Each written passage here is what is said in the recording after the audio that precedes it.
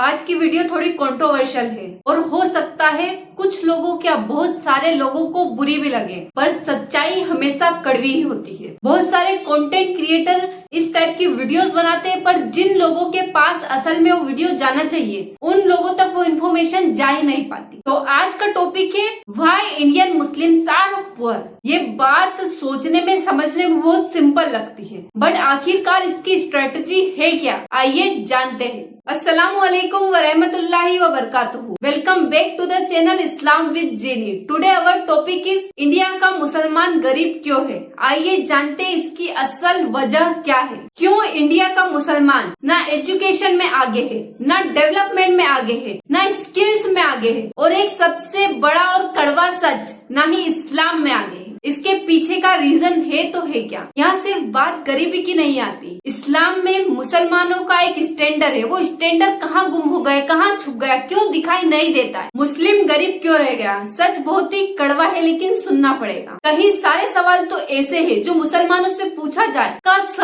शर्म से नीचे झुक जाता है, पर वो उस चीज का जवाब नहीं दे पाते। ऐसा क्यों हो रहा है। क्या इस्लाम वजह है, क्या सिस्टम वजह है, या सिर्फ और सिर्फ हमारी खुद की सोच वजह है। अगर इतिहास देखें तो 1947 में डिवाइडेशन के टाइम पर मुसलमानों का पढ़ा लिखा अमीर और बिजनेस क्लास हिस्सा पाकिस्तान में चला गया। इसका नतीजा ये निकला कि इंडिया में सिर्फ गरीब मुसलमान ही रह गए, जिसका असर हमें आज तक दिखाई देता है कहीं ना कहीं। 2006 में सच्चर कमेटी ने इसका सबूत दिया। मुस्लिम्स की सोशियो इकोनॉमिक हालत कुछ मामलों में तो दलित और एसटी एससी से भी पीछे है। ये वीडियो किसी को ब्लेम करने के लिए नहीं है, ये एक सच है, ये एक फैक्ट है, और ये सारा डाटा गवर्नमेंट की वेबसाइट्स और गवर्नमेंट के डाटा के थ्रू लिया गया है। सच्चर कमेटी के अकॉर्डिंग मुसलमान एजुकेशन में इतना पीछे है, जिसकी वजह से ऑब्वियसली ना ही वो सरकारी नौकरियों में दिखाई देता है, ना ही बड़ी कंपनीज में, जिसका हमें सीधा असर उसकी आर्थिक स्थिति में दिखाई देता है। जब एजुकेशन नहीं रहेगी तो यही हकीकत सामने आएगी कि मुसलमान का एक बड़ा पैमाना 87% मुस्लिम आबादी इनफॉर्मल सेक्टर्स के थ्रू अपना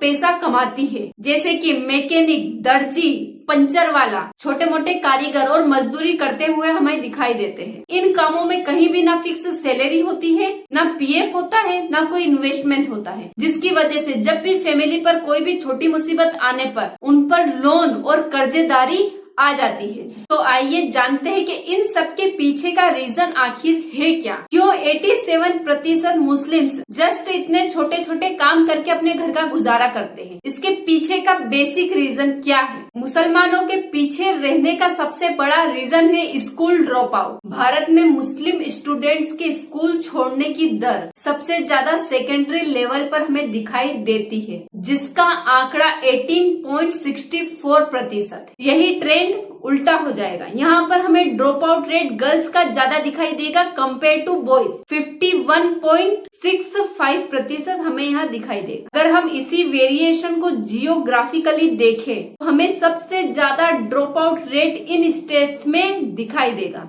सबसे पहला असम, वेस्ट बंगाल, यूपी, राजस्थान, हरियाणा, जहाँ पर हमें ड्रॉप आउट रेट 25% दिखाई देता है। करें लोवेस्ट ड्रॉप आउट रेट की अगर बात करें तो हमें 2 स्टेट सामने आते। फर्स्ट है Jammu and Kashmir, second one Kerala. School drop out का आंकड़ा तो हमने देख लिया, बट क्या इसके पीछे का कारण आपको क्लियर पता है। सबसे पहला है आर्थिक तंगी। पैसों की कमी होने के कारण कहीं मुस्लिम फैमिली अपने बच्चों को नहीं पढ़ा पाती, जिसकी वजह से उन्हें कम उम्र में ही छोटे मोटे बिजनेस करना पड़ते। इस स्कूलों की दूरी, इस सेकेंडरी लेवल के स्कूल इतना दूर मिलेगी, जिसकी वजह से वहाँ पर बच्चों को भेजना बहुत ही अनसेफ फील करते हैं पेरेंट्स, जिसकी वजह से वहाँ भेज नहीं पाते। Next one social cultural factor. Girls को सिर्फ और सिर्फ घर के कामों में लगा देना, छोटे भाई बहनों की देखभाल करना, सिक्योरिटी की टेंशन, एवं स्कूल्स में टॉयलेट अवेलेबल नहीं होना, जो कि एक बहुत ही बड़ा और मुख्य रीजन है। और कम उम्र में शादी कर देना, जिसकी वजह से वो अपनी एजुकेशन कंप्लीट नहीं कर पाती और घर की जिम्मेदारियों में दबती जाती। नेक्स्ट वन इज स्कॉलरशिप की कमी। गवर्नमेंट के थ्रू दिए जाने वाली स्कॉलरशिप का अमाउंट इतना कम होता है और इतना लेट आती है कि जो गरीब परिवार है वो अपने बच्चों को पढ़ा ही नहीं पाते। इन कारणों की वजह से बहुत सारे मुसलमान पढ़ नहीं पाते। तो क्या सिर्फ यही कारण है या खुद के पर्सनल रीजंस भी है? तो देखते हैं इनके पर्सनल रीजन क्या है जिसकी वजह से अभी तक इतना पीछे रह गए। छोटे मोटे बिजनेस से जितना पैसा वो कमाते हैं उसका 5% भी वो पढ़ाई में नहीं लगाना चाहते हैं।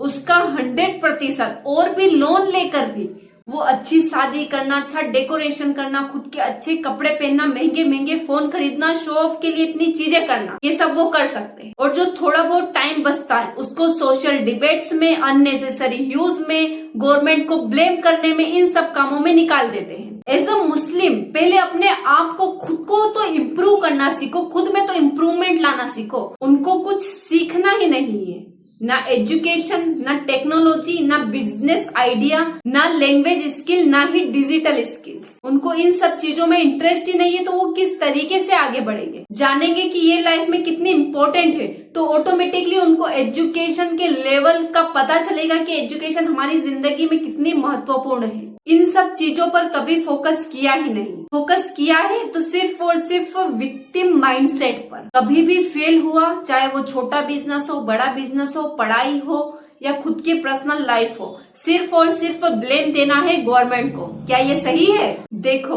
डिस्क्रिमिनेशन कुछ अंधभक्त करते हैं, पर हर चीज का एक्सक्यूज बना लेना ये सिर्फ और सिर्फ तुम लोगों के लिए हानिकारक है। इससे किसी का कुछ नहीं बिगड़ने वाला। इसलिए प्रॉब्लम्स का सॉल्यूशन ढूंढो, ना कि पीछे हट जाओ। बहुत सारे लोग सक्सेसफुल ना होने की वजह से सिर्फ और सिर्फ इस्लाम को दोष देते हैं, पर क्या इस्लाम सच में ऐसा मजहब है जिसमें लोगों को सक्सेस नहीं मिल सकती? आइए देखते हैं। इस्लाम में बिजनेस, होनेस्टी, डिसिप्लिन, नॉलेज और स्किल्स को इतना बढ़ावा दिया गया है कि अगर तुम्हें नॉलेज मिलता है तो उसके लिए अगर तुम्हें दूसरी कंट्री भी जाना पड़े तो तुम जा सकते। प्रॉब्लम सिर्फ और सिर्फ रिलीजन को बना दिया है और अपनी प्रैक्टिकल लाइफ में रिलीजन को अप्लाई नहीं करना है, फॉलो ही नहीं करना है। इस्लाम में जो सिखाया उसे एटलीस्ट फॉलो करो और अपनी लाइफस्टाइल को सुधारो, आलसीपन को निकालो, जल्दी उठो, एक्सरसाइज करो, अच्छा खाओ, अच्छा पियो, अच्छा काम करो। मैं उम्मीद करूंगी कि आपको ये वीडियो इन्फॉर्मेटिव लगी होगी। आज की वीडियो में बस इतना ही। अगर वीडियो अच्छी लगी हो तो लाइक करें, सब्सक्राइब करें। मिलते हैं अगली वीडियो में, तब तक के लिए अस्सलामु अलैकुम व रहमतुल्लाहि व बरकातहू।